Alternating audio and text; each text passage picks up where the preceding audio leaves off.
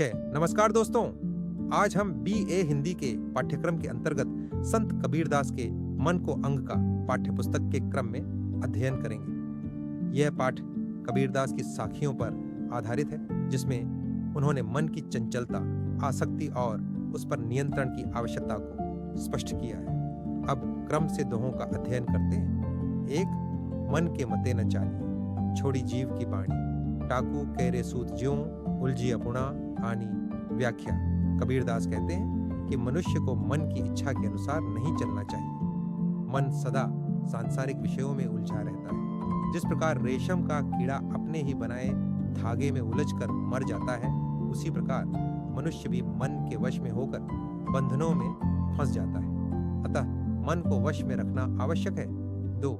चिंता चित निवारिये, फिर बाढ़िए न कोई, इंद्रिय प्रसव मिटाइए, सहज मिलेगा सोई।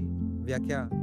इस दोहे में कबीर चिंता और चित्त की चंचलता को त्यागने की बात कहते हैं। इंद्रियों को उनके विषयों से हटाकर शांत करने पर ही सहज रूप से परमात्मा की प्राप्ति होती है। मन को नियंत्रण में रखने से भक्ति का मार्ग सरल हो जाता है। 3। आशा का ईंधन करे, मनसा करे विभूति, जोगी फेरी फिरे करे या बिनवा में सूती। व्याख्या। कबीर कहते हैं कि आशा और इच्छाएं मनुष्य के जीवन की अग्नि को जलाए रखती है। जब तक मन आशा इच्छाओं में बंधा रहेगा, तब तक साधना सफल नहीं हो सकती। सच्ची भक्ति के लिए इच्छाओं का त्याग आवश्यक है। 4। कबीर मेरी सांकड़ी, चंचल मनवाओ चोर, गुण गावे लैनिन छोड़ी, कछु एक मन में और। व्याख्या। यहाँ कबीर मन को चोर कहते हैं। मन बाहर से भक्ति करता हुआ दिखाई देता है, लेकिन भीतर माया और विषय वासनाओं में लिप्त रहता है। इस चंचल मन को वश में किए बिना भक्ति संभव नहीं है। 5। कबीर पाले मन को, टूक टूक है जाए, विष की क्यारी बोई करी, लुकता कहा पछताए। बुझ 2024। व्याख्या। कबीर कहते हैं कि मन को वासनाओं में लगाने से वह विष के समान हो जाता है। जब मन में विषय वासनाएं बोई जाती हैं, तो उनका फल भी दुखद ही होता है। इसलिए मन को प्रारंभ से ही संयमित रखना चाहिए। 6। इस मन को बिस्मल करो, दीवा करो अदीठ, जे सिर राखो अपना, तो पर गिरह अंगीठ। बुझ 2024। व्याख्या। कबीर कहते हैं कि मन को इतना निर्मल बना दो कि संसार की माया उसे प्रभावित न कर सके। अहंकार को त्याग कर मन को शुद्ध रखना ही सच्ची साधना है। 7।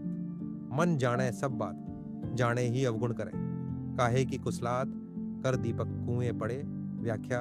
मन अच्छे बुरे का ज्ञान रखते हुए भी बुरे कर्म करता है। जैसे दीपक अंधकार दूर करता है, पर यदि वही दीपक कुएं में गिर जाए तो स्वयं नष्ट हो जाता है। इसी प्रकार मन का दुरुपयोग मनुष्य को पतन की ओर ले जाता है।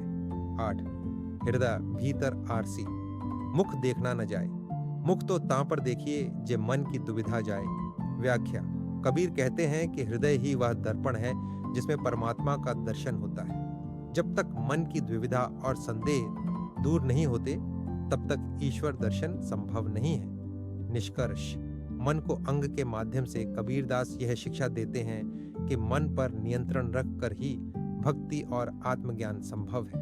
परीक्षा की दृष्टि से यह पाठ अत्यंत महत्वपूर्ण है। धन्यवाद।